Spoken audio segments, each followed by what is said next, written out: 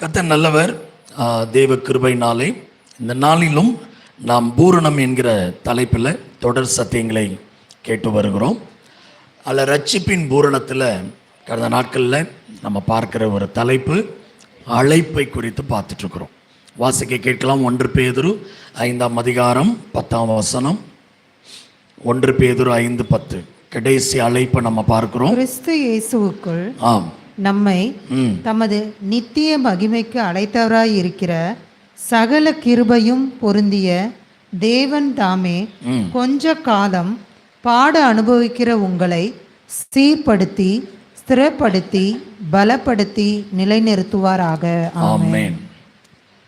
இந்த வசனம் எவ்வளவு நம்ம வாழ்க்கையில் ஒரு ஐ ஓப்பனிங்காக இருக்கு. பொதுவாக கிறிஸ்தவர்களுடைய எண்ணம், இயேசு எல்லா பாடுகளையும் சுமந்து விட்டார், நாம் சுமக்க வேண்டிய அவசியம் இல்லை. இது மாதிரி பேசுகிற நிறைய பேருடைய செய்திகளை நான் கேட்டிருக்கிறேன். ஆனால் வேதம் சொல்கிற ரியாலிட்டி என்ன? நம்மளை நித்திய மகிமைக்கு அழைத்த தேவன் கொஞ்ச காலம் பாடு அனுபவிக்கிற உங்களை. அப்போ உண்மையான கிறிஸ்தவ வாழ்க்கை வாழ்கிறவர்களுக்கு என்ன வரும்? பாடுகள் வரும். இதை முதல்ல நம்ம ஏற்றுக்கொள்ளணும்.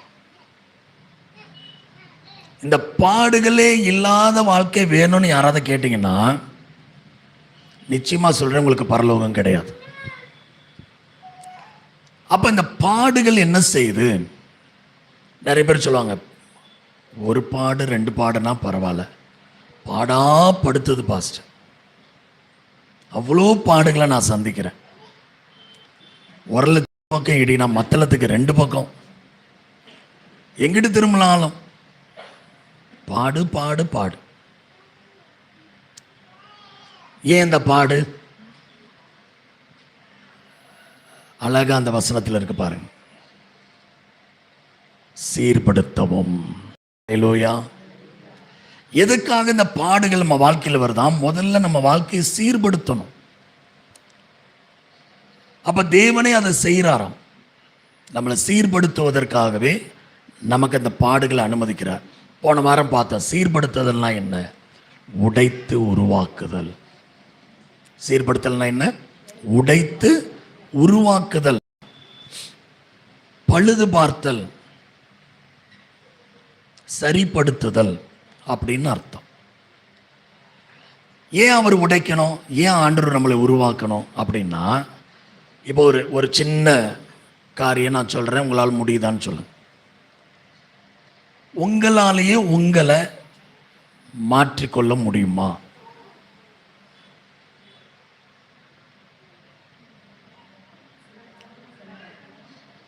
சில காரியங்களை மாற்றுகிறோம், ரெகுலராக இல்லையே. திடீர்னு 5:30 மணிக்கு எந்திரிக்கிறோம். எந்திரிச்சதுலேருந்து தொடர்ந்தா எந்திரிக்கிறோம். ஏதோ திடீர்னு ஒரு எண்ணம் வரும், காலையில் எழுந்திரிச்சு ஜாம் பண்ணோம், 5:30 மணிக்கு முழங்கால் போட்டு திடீர்னு ஞானம் உதயம் வந்துடும். அப்பா பரவாயில்லையே, 5:30 மணிக்கெலாம் வந்து ஜாம் பண்ணுறாங்களே, சூடா 6 மணிக்கெலாம் இருந்துச்சு படிக்கிறானே, கிருபா 5 மணிக்கெலாம் வந்து டியூஷன் போகிறானே, கேட்கும் போதெல்லாம் சந்தோஷமாக இருக்கு. ஆனால் ரெகுலர் பண்ணுறாங்களா? புரியுதுங்களா? ஆசை இருக்கு, மாறணும்னு என்ன வருது, முடியலையே. இதானே நம்ம பிரச்சனை. பார்க்குறார் ஆண்டவர், உன்னால முடியலப்பா, நான் பார்த்துக்கிறேன். அவரே நம்மளை உருவாக்குறார். எப்படி? உடைத்து உருமாற்றி அவருக்கு ஏற்ற மாதிரி செட் பண்ணிடுறார். அதான் தேவன். இப்போ நம்மளால முடியலன்னு சொல்ல முடியல. எப்படி நான் மாறினேன்னு எனக்கு தெரியல பாஸ்டர். இப்போ ரொம்ப வித்தியாசமாக இருக்கேன். உடைப்பார், அவரே உருவாக்குவார். உடைச்சி அந்த பீஸ் எல்லாம் அவரே மாற்றி வேற டிசைனில் கொண்டு வந்துடுவார். அவரால் முடியும். அந்த டேலண்ட், அந்த கிருபை அவருடையது. சிருஷ்டிகருக்கு தெரியாதா நம்மளை உருவாக்க? ஆனால் யாரை கொண்டு உடைப்பார், எதை கொண்டு உடைப்பார், என்ன சூழ்நிலை கொண்டு உடைப்பார் நமக்கு தெரியாது. ஆனால் கண்டிப்பாக உடைப்பார். அப்படி உடைக்கிறதுக்கு காரணம் என்ன? அதை தான் இன்னைக்கு பார்க்க போறோம். அற்புதமான சப்ஜெக்ட் இன்னைக்கு பார்க்க போறோம். இது மட்டும் இன்னைக்கு புரிஞ்சிருச்சுன்னா நீங்க உடைக்கப்படும் போதெல்லாம் சந்தோஷப்படுவீங்க. உடைக்கப்படும் போதெல்லாம் கர்த்தரை பாடுவீங்க, துதிப்பீங்க, ஆராதிப்பீங்க. இந்த நாளுக்காக தான் காத்திருந்த ஆண்டவரேன்னு சொல்லுவீங்க. சத்தியம் தெரியாதனால தான் புலம்புறோம். எனக்கு மட்டும் கடவுள் இப்படி பண்றார், அப்படி பண்றார். சத்தியம் தெரியல. மற்றவங்கெல்லாம் நல்லா இருக்கிறாங்க, எனக்கு மட்டும் ஏன் இவ்வளோ போராட்டம், எனக்கு மட்டும் ஏன் இவ்வளோ பாடு, எனக்கு மட்டும் ஏன் இவ்வளோ அவமானம், எனக்கு மட்டும் ஏன் இவ்வளோ நிந்தை, கேள்வியாக கேட்டுட்டு இருப்போம். ஆனால் சத்தியத்தை அறிஞ்சதுக்கு அப்புறம் யோபு சொல்றாருல, இனி நான் ஒரு வார்த்தையும் பேச மாட்டேன் ஆண்டவரே, என் கையை எடுத்து என் வாயை பொத்திக் கொள்வேன்னார். புரியுதா? அப்ப யோபுவை உடைத்து உருமாற்றினாரா இல்லையா தேவன்? சொல்லுங்க. இப்படி வேதத்தில் எத்தனை பேரை நான் சொல்லட்டும், எல்லாருடைய வாழ்க்கையும் கர்த்தரை உருவாக்கினார். யோசேப்பை உருவாக்கினார் உடைச்சு, மோசையை உருவாக்கினார், எலியாவை உருவாக்கினார். சும்மா இவங்களாம் பெரிய ஊழியக்காரன் நம்ம சொல்ல முடியாது, நம்மள பிரதானமானவங்க தான்.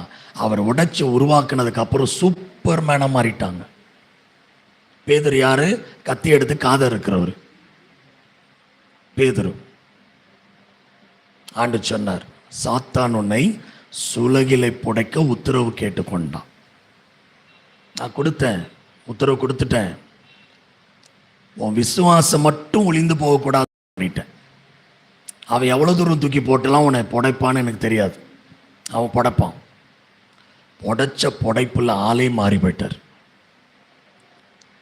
இன்னைக்கு பரிசுத்த பேதுரு, அப்போஸ்தலனாகிய பேதுரு, என்ன பேதுரு, அந்த பேதுரு, இந்த பேதுரு நம்ம சொல்லிட்டு இருக்கிறோம். அவர் வாசனத்தை தான் இப்ப படிக்கிறோம்.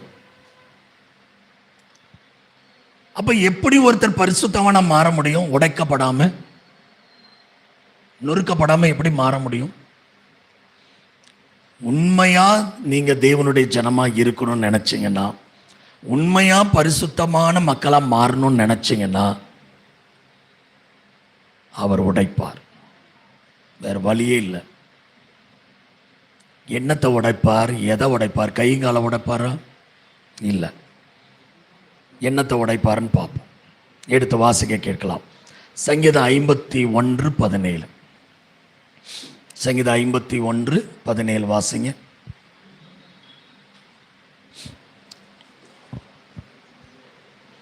ஆண்டவரே, என் உதடுகளை திறந்தருளும். 51:17. தேவனு கேட்கும் பலிகள் நொறுங்குண்ட ஆவிதான். தேவனே, நொறுங்குண்டதும் நறுங்குண்டதுமான இருதயத்தை நீர் புறக்கணீர். ஆமென். ஆமென். இது யார் சொன்னா? சங்கீதக்காரன் தாவீது. ஒரு பெரிய பாவத்தில் விழுந்ததுக்கு அப்புறம் மனம் திரும்பி அவர் எழுதின சங்கீதத்தில் சொல்லுகிறார். ஆண்டருக்கு எது பிடிக்குமா? அவர் சொல்றார் பாருங்க, தேவனுக்கு கேட்கும் பலிகள் நொறுங்குண்ட ஆவிதான். தேவனை நொறுங்குண்டதும் நறுங்குண்டதுமான இருதயத்தை புறக்கணீர்.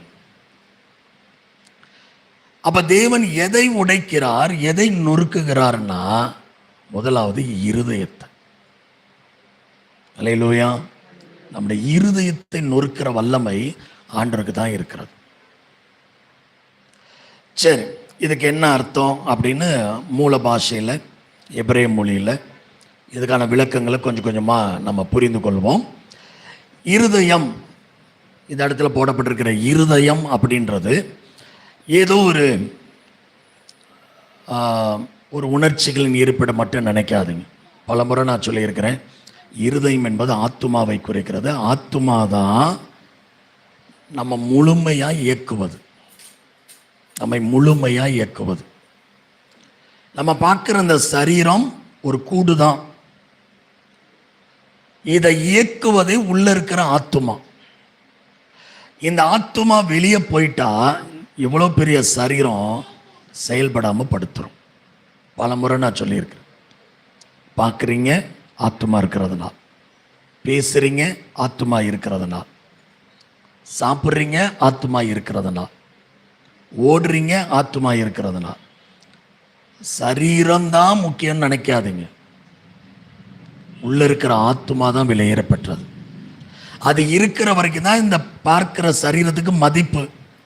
அது வெளியே போயிருச்சுன்னா எப்போ பாடி எடுப்பீங்க? பேர் கூட சொல்ல மாட்டுறாங்க. எப்போ பணத்தை எடுப்பீங்க? எங்க பேர் சொல்லி சொல்ல வேண்டியதானே. சோவன் சோவை எப்போ எடுப்பீங்க? அப்ப ஆத்துமா வெளியே போனோம்னா அவருடைய பெயரும் பூமியில மறக்கப்படும் ஆண்டு சொன்ன கரெக்டா இருக்கா இல்லையா? அப்ப நமக்குள்ள ஆத்துமா இருக்கிற வரைக்கும் தான் இவ்வளவு பெரிய உருவத்துக்கு மதிப்பு. அது வெளியே போயிருச்சுன்னா அழகா இருந்தாலும், ஹைட்டா இருந்தாலும், கலரா இருந்தாலும், மேக்கப் போட்டு விதவிதமா ட்ரெஸ் உடுத்தி இருந்தாலும் மதிப்பு இல்லை. அதனாலதான் ஆத்துமாவை கவனிங்க. அதுதான் அழிவில்லாதது, நித்தியம் வரைக்கும் போகக்கூடியது. அப்ப இந்த சரீர வாழ்க்கையில இன்னைக்கு நிறைய பேர் பண்ற நிறைய பாவங்கள், நிறைய குறைகள் இருக்குல்ல நம்ம சரீரத்தில். கண்களின் இச்சை, மாம்ச இச்சை, ஜீவனத்தின் பெருமை, அப்படி நிறைய பிரச்சனைகள் நம்ம சரீரத்து மூலமா நடந்துக்கிட்டே இருக்குது. அப்ப இதெல்லாம் கர்த்தருக்கு உகந்ததா இருக்கா? எத்தனை பேர் உங்க சரீரத்தை வருத்தி பல மணி நேரம் தேவனை ஆராதிக்கிறீங்க? கேட்டு பாருங்க. அரை மணி நேரம் கூட முழங்கால நிற்க முடியல, கால் வலிக்கிறதுன்னு சொல்றோம். 5 நிமிஷம் கைகளை மேல உயர்த்தி ஆராதிச்சு பாருங்களேன். 1 நிமிஷத்துக்கு மேல உயர்த்த முடியாது. வீட்டில் ட்ரை பண்ணுங்களேன். 5 நிமிஷம் கையை மேலே தூக்கி வச்சு பாருங்க. 5 நிமிஷம் நீங்க பண்ணிட்டீங்கன்னா பெரிய ஆள். வலி வந்துருது. ஒரு அரை மணி நேரம் கண்டினியூவா பைபிளை படிச்சா கண்ணு ஒரு மாதிரி ஆயிடுது, உடனே மூடி வச்சிடும். ஆனா செல்போனை பார்த்தா 3 மணி நேரம் கூட கண்ணு ஒன்றும் ஆக மாட்டேது. பைபிளை பார்த்தா மட்டும் தூக்கம் வருது, டயர்டாகுது, சிமிட்டி பார்க்கறது, ஒன்றும் புரியல, அப்புறம் படிப்போம், மூடி வச்சுறது. இப்படிலாம் சரீரத்தை அது இஷ்டத்துக்கு வளர்த்துட்டு இருக்கிறோம். சாப்பாடுன்னா ஓகே, சர்ச்சுக்குன்னா என்ன எங்க அப்பா எப்ப பார்த்தாலும் சர்ச்சுக்கேன்னு கூட்டிட்டு போறாரு. இல்லை ஜெய்வன் பையன் கேட்குறான் என்னைக்காவது, எப்போ கூட்டு போவீங்க? அவன் கொஞ்சம் டிஃப்ரெண்ட். பல பேர் நம்ம எப்போ பாரு சர்ச்சுக்கே கூட்டு போறாங்க எங்க அம்மா அப்பா. நம்ம சரீரம் ஆண்டவருக்காக ஊழியம் செய்யணும். கை தட்டுறது எதுக்கு? கர்த்தரை ஆராதிக்க. முழங்கால் போடுறது எதுக்கு? நம்மளை அர்ப்பணிக்க. சாஷ்டாங்கம் பண்ணுவது எதுக்கு? அவரையே முற்றிலுமாய் செய்வது, சரண்டர் பண்ண. ஆனா இதெல்லாம் செய்ய வைக்கிற தன்மை எங்க இருக்கு தெரியுமா? உள்ள இருக்கிற ஆத்துமா. இந்த மனதுக்கு தான் இந்த வல்லமை இருக்கு. உங்க மனது சொல்லணும் 1 மணி நேரம் நில்லுன்னா சரீரம் நிற்கும் முழங்கால. உங்க மனமே அது வலிக்கிற மாதிரி உணர்வு வந்த உடனே போது எந்திரிச்சிருந்தாங்க எந்திரிச்சிரும். நான் எப்படி தெரியுமா? முடியவே முடியாது, இன்னும் அரை மணி நேரம் நில்லுன்னு நிற்பேன். எனக்கு என் ஆத்மாவுக்கு சரீரத்துக்கு நிறைய முறை சண்டை வரும். அது சொல்ற மாதிரி அது ஒரு இண்டிகேட் பண்ணும் பாருங்க சரீரம். என் மனசுல கேட்கவே மாட்டேன். காலில் ட்ரில் போட்டாங்க என் முட்டியில். ட்ரில்லிங் மிஷின் இருக்குல்ல, சவுத்தில் ஓட்ட போடுவாங்கள்ல, அந்த ட்ரில்லிங் மிஷினை வச்சு என் முட்டியில், நல்லா இருந்த முட்டியில் ஓட்ட போட்டாங்க. நல்லா இருந்த முட்டி முழங்கால் ஓட்ட போட்டு பின்ன சொருவி சுத்தியில் அடித்து பின்ட்ராக்ஷன் போட்டாங்க. நான் ஆக்சிடென்ட் ஆனப்போ வெயிட் போடுவாங்க, 10 கிலோ வெயிட், அதுலேருந்து இழுத்து ஒரு கம்பியில் போட்டு தொங்க விடுவாங்க. ஹாஸ்பிட்டல் போனீங்கன்னா பார்க்கலாம், ஜிஹெச்லாம் போனீங்கன்னா நிறைய கம்பியாக இருக்கும், கட்டி தொங்க விட்டுருப்பாங்க. சிலர் கால் முழுவதும் கம்பியாக பின்ட்ராக்ஷன் போட்டு வச்சுருப்பாங்க. நொறுங்கி எலும்பெல்லாம் ஒட்டி ட்ராக்ஷன் போட்டிருப்பாங்க. அப்போ எனக்கு இடுப்பில் எலும்பு உடஞ்சிருச்சு. ஒரு அரை இன்ச் எலும்பு இப்படி ஏறிடுச்சு. அதை அங்கே ஆப்ரேஷன் பண்ணக்கூடாதுன்னு என்ன பண்ணிட்டாங்க, பின்ட்ராக்ஷன் போட்டு வெயிட் போட்டு அதை இழுத்து ஒட்ட வைக்கணும். அப்படி போட்டாங்க. நல்லா இருந்த முட்டியில் ஓட்டை போட்டால் முட்டி எப்படி இருக்கும் சொல்லுங்க? மரண வேதனை. நைட்டெல்லாம் தூங்க மாட்டேன். நைட்டு தான் வலி அதிகமாகும். கூடவே எங்கள் அம்மா இருந்து அவ்வளோ சூழ்நிலைகளும் அவங்க தான், வேற யாரும் இல்லை. அவங்களே அவ்வளோ கோபம் வரும், எரிச்சல் வரும். சொல்லுவேன், பேசாமல் இருங்க, அமைதியாக இருங்க. ஏதாவது கேட்டுக்கிட்டே இருப்பாங்களா? அந்த வலி தாங்க முடியாது. பயங்கர இருக்கிற அந்த வேதனைலாம். அப்புறம் வீட்டுக்கு வந்த உடனே ஸ்டிக் வச்சு தான் நடந்தேன். நடக்க முடியாதுன்ட்டான். ஒரு நாள் என்ன பண்ணேன், ஆண்டவரே நீர் உண்மையான தேவனாக இருப்பேன்னா ஸ்டிக் இல்லாமல் நான் நடக்கணும் அப்படின்னு சொல்லிட்டு அந்த காலில் முழங்கால் போட்டு 1000 ஸ்தோத்திர பலி அப்போ சொன்னேன். அவ்வளோ வேதனை, வலியை பொறுத்துக்கிட்டு. அப்போல்லாம் இவ்வளோ சத்தியங்கள்லாம் தெரியாது. நான் சொல்கிறது 97 அப்போ நடந்தது. அப்போ 1000 ஸ்தோத்திர பலி, வலி அதிகமாக இருக்கும். அப்படியே மண்டை, உச்சி மண்டை வரைக்கும் ஏறும். அப்படி ஆண்டவர் எனக்கு பழக்கம் கொடுத்தார். அப்படி பழக்க வச்சு பல முறை முழங்காலையே மணிக்கணக்காக பைபிளை படிச்சிருக்கேன். எப்படி தெரியுமா? அந்த சர்ச்சு ஹால் இருக்குன்னா நின்றுலாம் இல்லை, முழங்காலையே ரவுண்ட் அடிக்கிறது, நடந்துக்கிட்டு. ஏன்னா எத்தனையோ கோயிலில் என்னென்னமோ வரும் பார்த்துருக்கீங்களா? சில கோயிலில் முழங்காலே நடப்பாங்க, பார்த்துருக்கீங்களா? சொல்லிட்டாரு பாருங்க, வேளாங்கண்ணி. நான் என்ன பண்ணேன், பைபிள் அதில் அப்படி படிக்கணும்னு முடிவெடுத்து பண்ணேன். ஒரே நைட்டில் எபிரேய நிருபத்தை முடித்தேன். முடிக்கிற வரைக்கும் எந்திரிக்க மாட்டேன். எதுக்கு இதை சொல்ல வரேன்னா, நம்ம மனதுக்கு அந்த வல்லமை இருக்கு. சரீரத்தில் எவ்வளோ வேதனை இருந்தாலும் இந்த மனசு ஸ்ட்ராங்காக ஆண்டரோடு இருந்தால் சரீரம் ஒத்துழைச்சு தான் ஆகும், முடியலன்னு சொல்லாது. ஆனால் இப்போ எப்படி இருக்கிறோம் தெரியுமா? நிறைய பேர் சரீரம் என்ன சொல்லுதோ அதை கேட்க வச்சு மனசு சோம்பேறி ஆயிடுச்சு, அதோட கூட்டு கலவணி ஆயிடுச்சு, அப்படிதான் சொல்லணும். அது என்னெல்லாம் நினைக்குதோ விரும்புதோ அதெல்லாம் அந்த மனசு, ஆமாப்பா நீ எவ்வளோ தங்கமானவன், உனக்கு போய் கஷ்டம் கொடுக்கலாமா? நான் சொல்லது விளங்குதா? சரீரம் பரலோகத்துக்கு வராது. எல்லாருடைய சரீரம் மண்ணுக்கு தான் போகும். ஆத்மா தான் பரலோகம். நமக்கு வேற சரீரம் கொடுக்கப்படும், இந்த சரீரம் வராது. ஆனால் கர்த்தருக்காக இந்த சரீரம் சரிப்படுத்தியே ஆகணும். ஜெயக்குமார் அவங்க ஆலயத்தில் ஒரு கமிட் பண்ணார். ஒவ்வொரு சனிக்கிழமையும் நான் சர்ச்சுக்கு போய் அந்த சர்ச்செல்லாம் க்ளீன் பண்ணி எல்லாம் அடுத்த நாள் ஆராதனைக்கு ரெடி பண்ணுவேன்னு தீர்மானம் பண்ணி இன்னைக்கு வரைக்கும் போய் செஞ்சிட்ருக்குறாங்க. அதை தான் கமிட்மெண்ட். ஆத்துமாவில் எடுத்த முடிவை சரீரம் ஒத்துழைக்கினாலும் செய்கிறாரா இல்லையா?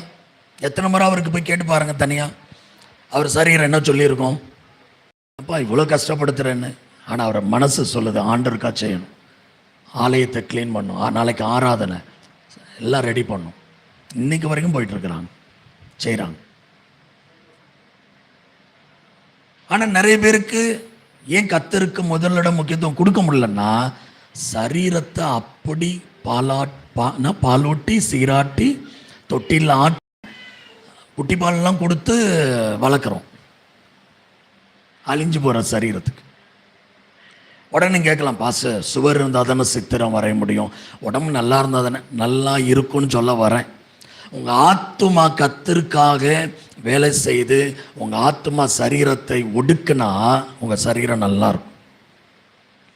பவுல் சாட்சிங்க, அவர் சொல்றார், பிரசங்கிக்கிற நானே ஆகாதவனாய் போகாதபடி என் சரீரத்தை ஒடுக்கி என் ஆத்துமாவுக்கு கீழ்ப்படுத்துகிறேன்றார். அப்ப இந்த ஆத்துமா ஆண்டவரோடு இருந்தாதானே உங்க சரீரத்தை வேலை வாங்கும்.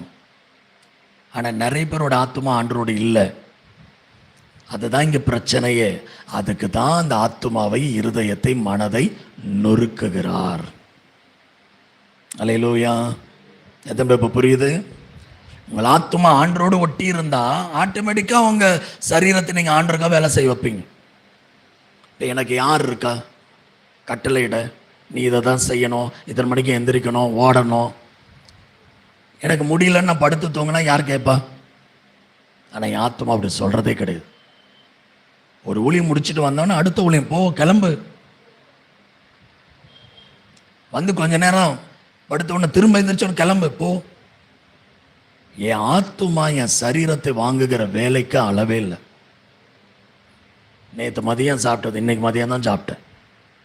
ஆனால் ஓட்டம் அதிகம், அவ்வளோ பிரயாசம். தண்ணி மட்டும் குடிச்சு காலையில் டீ குடிச்சிட்டு போனேன். மதியானம் எத்தனை மணிக்கு? ஜெயா காலையில் கிளம்பும்போது கொடுத்தாப்புல, அவ்வளோதான். மதியானம் 2 மணிக்கு தான் சாப்பிட்டோம். அது வரைக்கும் இந்த சரீரத்துக்கு எப்படி பலன்? ஆத்துமா பலன். எடுத்த முடிவு, நீ ஒன்றாகாது, நீ ஒழுங்காக இருப்ப, சரியாக இருப்பன்னு என் சரீரத்துக்கு நான் சொல்லிட்டு தான் போயிட்டுருக்கிறேன். ஐயோ மயக்கம் வர மாதிரி சரீரம் பண்ணும், ஆத்மா ஒன்றும் பண்ணாது, பேசாமல் இரு. டீ கடையை பார்த்தோன்னே, பஜ்ஜியை பார்த்தோன்னே ஒரு 2 வடையை தின்னுட்டு போயிடலாமே, ஒன்றும் வேணாம், பேசாமல் இரு. என் ஆத்மாவுக்கும் சரீரத்தில் நடக்கிற கான்வர்சேஷனை சொல்கிறேன். அப்படி போகிற வழியிலையா சோதனை வரும். பிரியாணிலாம் இப்போ செய்வாங்களா, அப்படியே அந்த வாசனை மூக்கில் வரும்போது அப்படியே போகும்போதே பசி கிளப்புது. அப்படியும் போய் ஹோட்டல் பக்கத்தில் நிறுத்திட்டு, வண்டி நிறுத்திட்டு எடுத்துட்டேன். நான் சொல்றது எத்தனை பேருக்கு நடக்குது? நீங்க நினைக்கிறீங்க ஆத்மாவும் சரீரம் வேற வேற இல்லைன்னு. நான் சொல்றேன் வேற வேற. புரியுதா? ஆத்மா தான் ஒரிஜினல், அதுதான் நித்தியத்தில் நம்மை கொண்டு போய் சேர்க்க போகுது. அங்கதான் தேவன் வாசம் பண்றார், சரீரத்தில் வாசம் பண்ணவில்லை. அது ஆத்மாவுக்காக கொடுக்கப்பட்ட ஒரு வீடு, அவ்வளவுதான். ஆத்மா தங்கக்கூடிய ஒரு வீடு தான் நம்ம சரீரம். ஒரு நாள் அந்த ஆத்மா அதை காலி பண்ண முடிவு பண்ணிருச்சு, டாட்டா பாய் பாய் சொல்லிட்டு போயிடும். இது புரிஞ்சிட்டாலே உங்க சரீரத்திற்கான வைராக்கியம், வீம்பு, அதுக்குரிய ஆசை, அதுக்குரிய எண்ணங்கள்லாம் உங்களுக்கு தோணவே தோணாது. அப்ப இந்த ஆத்துமா கர்த்தரோடு இருக்கணுன்றதுக்காக, அப்படி இருந்தால் தானே இந்த சரீரத்தை ஒடுக்கும், சரியா நடத்தும். அதுக்கு தான் இருதயத்தை நொறுக்குகிறார். ஏன் அவர் இருதயத்தை நொறுக்கிறார்? அவருடைய சொத்து. எல்லா ஆத்துமாக்களும் என்னுடையதுன்னு சொல்ற. அவருடைய சொத்தை அவர் உடைக்கிறதுக்கு யார்கிட்ட பர்மிஷன் வாங்கணும்? we are belongs to God. அவருடையவர்கள், நம்ம அவருக்கு சொந்தமானவர்கள், சொத்தானவர்கள். நாம் நமக்குரியவர்களே அல்ல. அதனால தான் அவர் ஆத்துமாவை, இருதயத்தை அவர் இஷ்டம் போல என்ன பண்ண முடியும்? உடைக்க முடியும், நொறுக்க முடியும், சரிப்படுத்த முடியும், சீர்படுத்த முடியும். அது எப்படி நம்ம வேணான்னு சொல்லலாம்? அப்ப இந்த இடத்துல பயன்படுத்துகிற அந்த வார்த்தை, இருதயத்தை நொறுங்குண்ட இருதயம் சொல்றாருல, இதுக்கு எபிரேய மொழியில் பயன்படுத்துகிற வார்த்தை என்னன்னா சுக்குநூறாக உடைத்தல்னு அர்த்தம். இருதயத்தை சுக்குநூறாக உடைத்தல். இதெல்லாம் நம்ம அனுபவத்தில் நிறைய பார்த்துருக்குறோம், நம்மளே செஞ்சுருப்போம். ஒரு பொருளை பிடிக்கலன்னா ஒரு கண்ணாடி கிளாஸை போட்டு உடைங்க, சுக்குநூறாக போகும். அப்படின்னு எத்தனை பீஸாக போகுதுன்னு நமக்கு தெரியாது, அவ்வளோ உடையும். அப்போ கர்த்தர் என்ன பண்ணுறாரா, நம்முடைய இருதயங்களை சுக்குநூறாய் உடைக்கிறாராம், துண்டு துண்டா. அதை எடுத்து நம்மளால் ஒட்ட வைக்கவே முடியாது, அப்படி உடைப்பாராம். பல நேரம் நமக்கு வர தோல்வி, நமக்கு வர வேதனை, நமக்கு வர ஏமாற்றம், நமக்கு வரக்கூடிய சில இக்கட்டான சூழ்நிலையெல்லாம் கர்த்தர் அனுமதிக்காமல் வரல. அதுதான் நம்முடைய இருதயத்தை நொறுக்கும். நமக்கு ஒன்றுமே புரியாது, ஏன் வாழ்க்கையில் இப்படி நடக்குது. உங்கள் வாழ்க்கையில் நடந்த விஷயங்கள் ஒன்றுமே உங்களுக்கு புரியலன்னா கர்த்தர் வேலை செய்கிறாருன்னு அர்த்தம். அவர் நொறுக்கிறார், அவருக்கு அந்த உரிமை இருக்கு. எதுக்கு தெரியுமா? இந்த நான் அப்படின்ற அந்த எண்ணத்தை அதில் உடைக்கணும். அதான் தெய்வ திட்டம். அப்ப தேவனுக்கு முன்பாக ஒரு மனிதனுடைய இருதயம் ஒரு தாழ்வான நிலைக்கு வரணும், தாழ்ந்த நிலைக்கு வரணும். நான் பெருமை, எனக்கு எல்லாம் தெரியும், நான் செஞ்சிருவேன், நான் சாதிச்சிருவேன், நான் இல்லைன்னா அங்கே ஒன்றும் நடக்காது அப்படின்னு ஓடுதல் அந்த எண்ணம் தரைமட்டமாயிடும். எல்லாமே தேவன் தாங்க, அவர் இல்லைன்னா என்னால் ஒன்றுமே பண்ண முடியாதுங்க. எல்லாமே தெய்வ கிருபைங்க, அவர் இறக்கங்க. எவ்வளவு மேலே உயர்வில் வந்தாலும் சொல்லக்கூடிய ஒரே வார்த்தை தேவனால், தேவனால், தேவனால். நொறுங்கின இருதயம் தான் அதை சொல்லிக்கிட்டே இருக்கும். இந்த நொறுக்கப்படாத இருதயம் ரொம்ப பெருமையாக பேசுவான் தங்களை குறித்து. இப்போ நம்ம அடிக்கடி என்ன செக் பண்ணோம்னா, என்கிட்ட பெருமை போயிருச்சா, அகந்த முற்றிலுமாக போயிருச்சா, என் சுய பலம் என்னை விட்டு போயிருச்சா அப்படின்னு என்ன பண்ணணும், செக் பண்ணிக்கிட்டே இருக்கணும். நீங்கள் நல்லா நொறுக்கப்பட்டிருந்தீங்கன்னா அது இருக்கவே இருக்காது. அப்போ உங்கள் வாயில் என்ன திரும்ப வரும், நான் நிற்பதும் நிர்மூலமாகாததும் அவருடைய கிருபையே. என்னால் ஒன்றும் செய்கிறதுக்கு நான் தகுதி உள்ளவன் அல்ல, என்னை தகுதிப்படுத்துகிறவர் தேவனே. அவர் பலத்தில் தான் நான் ஓடிட்டு இருக்கிறேன், அவர் தான் என்னை பயன்படுத்துகிறார். பவுலே சொல்ற, என்னை பலப்படுத்துகிற கிறிஸ்துவினால் எல்லாவற்றையும் செய்ய எனக்கு என்ன உண்டு, பலன் உண்டு. இனி வாழ்வது நான் அல்ல, கிறிஸ்துவே எனக்குள் வாழ்கிறார். இதாங்க தாழ்மை. அந்த நான் என்கிற சுயம், அகந்தை, பெருமை, எனக்கு எல்லாம் தெரியும், எனக்கு யாரும் ஒன்றும் சொல்ல தேவையில்லை. யாராவது ஒரு அட்வைஸ் சொன்னா கூட சிலருக்கு உள்ளர போகாது, ஏன்னா அவ்வளோ அகந்தர். எனக்கு யாரும் ஒன்றும் சொல்ல தேவையில்லை. எப்போ ஒரு சிறு பிள்ளை சொன்னாலும் கேட்குற அனுபவத்துக்கு நம்ம வரோமோ அன்னைக்கு நம்முடைய இருதயம் பக்குவமாக இருக்குன்னு அர்த்தம். நல்ல ஒன்று புரிஞ்சுக்கோங்க, ஒரு குழந்தையின் மூலமாக கூட கர்த்தர் பேசுவார். அதை உணர்ந்தவர்கள் பாக்கியவான், உணர்ந்தவர்கள் பாக்கியவான். யாரையும் புறக்கணிக்காதீங்க. வயசாயிடுச்சு இவங்களுக்கெல்லாம் என்ன ஓல்டு, இதெல்லாம் ஒன்றும் தெரியாது அப்படி சொல்லாதீங்க. அவங்க மூலமாக கர்த்தர் பேசுவார். அப்போ இந்த தாழ்ந்த இருதயம், தாழ்மையுள்ள இருதயம் இருக்கும்போதுதான் யார் என்ன சொன்னாலும் அக்செப்ட் பண்ணுவோம், அதை அங்கீகரிப்போம். சரி, நான் கேட்குறேன், நான் செய்கிறேன், நான் மாற்றிக்கிறேன். சில பேருக்கு எவ்வளவு புத்தி சொன்னாலும் அப்படியே நிற்பாங்க பாருங்க, கொஞ்சம் கூட மாற மாட்டாங்க. எனக்கு எல்லாம் தெரியும், நீ வாய் முட்டு போ. ஒரு நாள் உடைச்சு மாற்றுவார் தேவன் கண்டிப்பா. உடைக்கப்பட்டவர்கள் பாக்கியவான்கள், உடைக்கப்படாதவர்கள் காத்திருங்கள், உடைப்பார். அதுக்குன்னே நான் விசேஷமா ஜெபிக்கிறேன்.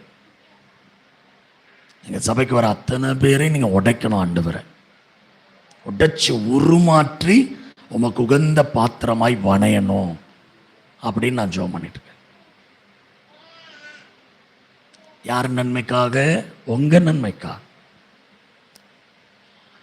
அஜிஜா இந்த பாசம் என்ன இப்படி சொல்றாரு, நாங்கள் போன சபையில் இல்லை மற்ற பாசெல்லாம் நீங்கள் ஆசீர்வாதமாக இருப்பீர்கள் அப்படி சொல்லி தான் நாங்கள் கேள்விப்பட்டோம், இன்னும் இப்படி சொல்றாரு. நான் சத்தியத்தின்படி சொல்றேன், ஆசீர்வாதம் பெருசே இல்லைங்க. என்னை பொறுத்த மட்டிலும் ஒரு ஆசீர்வாதம் வர்றது பெரிய விஷயமே கிடையாது. நீங்க சர்ச்சுக்கு வராம இருந்தீங்கன்னா எழுதி கொடுக்குறேன், சூப்பரா இருப்பீங்க. சர்ச்சுக்கு வராதிங்க, பைபிள் படிக்காதீங்க, இயேசுவை மறுதலிங்க, இயேசு கடவுள் இல்லைன்னு சொல்லுங்க. 6 மாசத்துக்குள்ள நீங்க கோடீஸ்வரனா மாறுறீங்களா இல்லைன்னு பார்க்குறேன். பெரிய ஆள மாறிடுவீங்க. ஏன் தெரியுமா?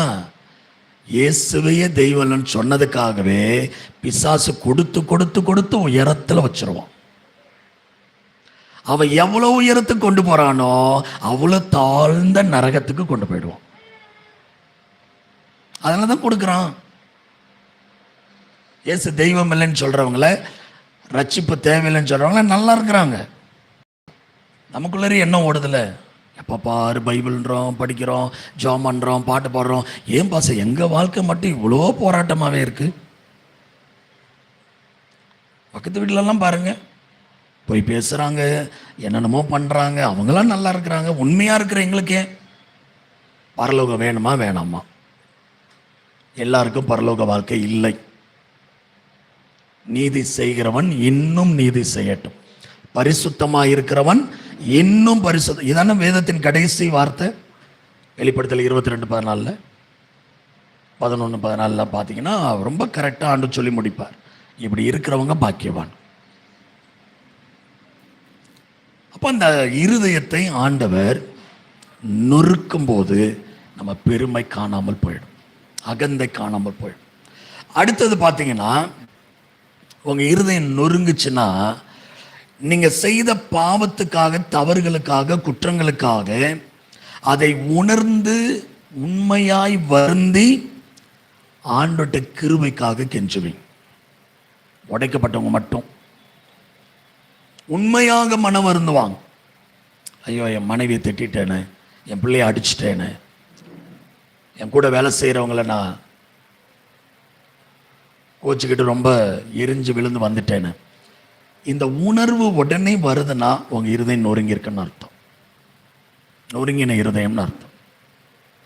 சில பாருங்க, என்ன பேசினாலும் அதை பேசுனது குறித்து கொஞ்சம் கூட என்ன பண்ண மாட்டாங்க, யோசிக்கவே மாட்டாங்க. அப்படி வார்த்தைகளை கொட்டிட்டு போயிட்டே இருப்பாங்க. நம்ம அவ்வளோ வேதனைப்படுவோம், பேசுகிறவங்களுக்கு ஒரு வேதனையும் அப்படியே சரளமாக பேசிட்டு போயிடுவாங்க. வித்தியாசம் தெரியுதா நான் எப்படி சொல்கிறேன்னு? நொறுங்கின இருதயம் இருந்தால் நம்ம ஏதோ ஒரு கோபத்தில் ஒரு வார்த்தை சொல்லிட்டா கூட, சே இப்படி சொல்லியிருக்கக்கூடாது அப்படின்னு அவங்களுக்காக ஜெபிப்போம், இல்லைன்னா போய் மன்னிப்பு கேட்போம். இதாங்க நொறுங்கின இருதயத்தின் அடையாளம். எத்தனை பேர் திரும்ப போய் ஒருத்தட்ட மன்னிப்பு கேட்டிருக்கிறீங்க, சாரி அப்படின்னு எத்தனை பேர் கேட்டிருக்கிறோம்? சில வாயில வரவே வராத வார்த்தை சாரி. சில சொல்லுவாங்க, நான் யார்கிட்டையும் சாரி கேட்டதே இல்லை. அரசியல்வாதி பேசுகிற மாதிரியே பேசுறது, நடிகர்கள் பேசுகிற மாதிரியே பேசுறது. நான் யார்கிட்டையும் ஒரு நாளும் சாரி கேட்க மாட்டேன். உடைச்சாருன்னா கேட்பீங்க, வேறு வழியில் கேட்டு தான் ஆகணும். அப்போ நமக்குள்ள ஒரு உண்மையான வருந்துகிற நிலையை ஆண்டவரை உண்டு பண்ணுவார். சின்ன சின்ன விஷயங்களுக்கும் வருந்துவோம். பிள்ளைங்கள்லாம் இப்போ சூடாக சில நேரம் திட்டிடுவேன், லேட்டாக கிளம்புறோன்னா சில நேரம் திட்டிடுவேன். அவன் ஸ்கூலுக்கு போனதுக்கப்புறம் நானாக இருக்கட்டும் ஜெயாரு உள்ளத்தில் திட்டிட்டு அனுப்பிட்டோமே அப்படின்னு சொல்லுவோம். ஆனால் அவருக்கு அதெல்லாம் ஒன்றும் தெரியாது, அதை பற்றிலாம் இன்னும் இப்படி தொடச்சிட்டு போயிடுவாங்க. ஆனால் நமக்கு கஷ்டமாக இருக்கும். ஆனால் திட்டுறது எதுக்கு? பிள்ளைங்க நல்லா இருக்கணும், சரி பண்ணி கொள்ளணும் சொல்கிறோம். ஆனால் சொல்லிவிட்டு நம்ம தான் வருத்தப்படுறோம். கேட்குறவங்க வருத்தப்படுறாங்களான்னு தெரியல, ஆனால் நமக்கு தான் அந்த வருத்தம். இப்படி பேசிட்டோம், இப்படி நடந்துட்டோம். அவனை அடித்ததெல்லாம் என் ஜேம்ஸுக்கு தான் தெரியும், வீட்டில் இருக்கிறவங்களுக்கு தான் தெரியும். எவ்வளோ அடிச்சிருப்பேன். பெல்ட் எடுத்தால் பிச்சு எடுத்துடுறது, பட்டையாக வீங்கிரும். கன்னத்தில் அடித்தேன் அப்படின்னா 5 விரல வரும். ஆனால் இப்போ ஒரு மரியாதை, ஒரு கனம் கொடுத்து அடிக்கக்கூடாதுன்னு இருந்தால் அதை புரிஞ்சுக்கணுமா வேணாமா? இன்னைக்கு இளைஜா ஒரு வார்த்தை நான் அதட்டுனா கூட அமைதியாயிடுவான். போன தடவை ஒரு தடவை அடிச்சிட்டேன், அதுக்கு எனக்கு அவ்வளோ கஷ்டம். அவனை போய் அடிச்சிட்டோமே அப்படின்னு. அவன் பேச மாட்டான்னு நினச்சான், ஆனால் அவன் அதை வேற மாதிரி எடுத்துக்கிட்டான். அதை ஆண்டவருக்கு நன்றி சொன்னேன். ஒரு கரெக்ஷன் பண்ணுறதுக்காக தான் அடிக்கிறோம், சும்மா போய் அடிக்கலையே. அதை அந்த பிள்ளைங்க உணர்ந்து எடுத்துக்கொள்றதை நினைக்கும் போது அவ்வளோ சந்தோஷமாக இருக்கு. ஏன் எனக்கு அந்த உரிமை இருக்குது? அவன் பிறந்ததுலேருந்து நாங்கள் வளர்க்குறோம். சீலா பிறந்து பெத்தெடுத்து கையில் கொடுத்து வாங்கின நாட்கள் நம்ம. அப்படி தான் பாலின், ஜாஷுவா, கிருபா எல்லாரையும். அப்போ எங்களுக்கு அந்த உரிமை இருக்கா இல்லையா? ஆனாலும் மனது கஷ்டம். ஒன்று சொல்லிட்டோம்னா, அடிச்சிட்டோம்னா ஏன்னா நம்ம இருதயம் அப்படி இருக்கு, உடஞ்சி சுக்குநூறாகி அது டிசைனும் மாறி இருக்கு. மூணாவது, உடைந்த இருதயம் எப்படி இருக்குன்னா, இப்போ உடைஞ்சு போச்சு ஒரு பாத்திரம், அது தண்ணியே ஒட்டிக்குமா, தண்ணியே உருவாக்கிக்குமா, இல்லை அதில் ஏதாவது தண்ணி ஊற்றுனா அது பிடிச்சி வச்சுக்குமா? அதால் ஒன்றுமே பண்ண முடியாது. இந்த ஒன்றுமே பண்ண முடியாதுன்னு சொல்கிற நபர் என்ன பண்ணுவாங்க தெரியுமா? சரண்டர், சரணாகதி. உடைந்த பாத்திரம் எப்படி தன்னையே பயன்படுத்தி கொள்ள முடியாமல் குயவனின் கையில் முழுமையாய் அடங்கி இருக்குமோ, அதுபோல நம்மை முழுவதுமாய் தேவனே நீங்கள் தான் என்னை பயன்படுத்தி ஒப்பு கொடுப்பது, சரணடைவது, அதாங்க உடைந்த இருதயம். எத்தனை பேர் ஆண்டவர்கிட்ட முழுமையாக சரணடைகிறீங்க? நான் அடிக்கடி சொல்ல, இந்த சத்தியங்களை சொல்கிறது கூட எனக்கு நீங்கள் ஞானம் கொடுத்தாதான் ஆண்டவரே, அப்படி தான் நான் ஒப்பு கொடுப்பேன்.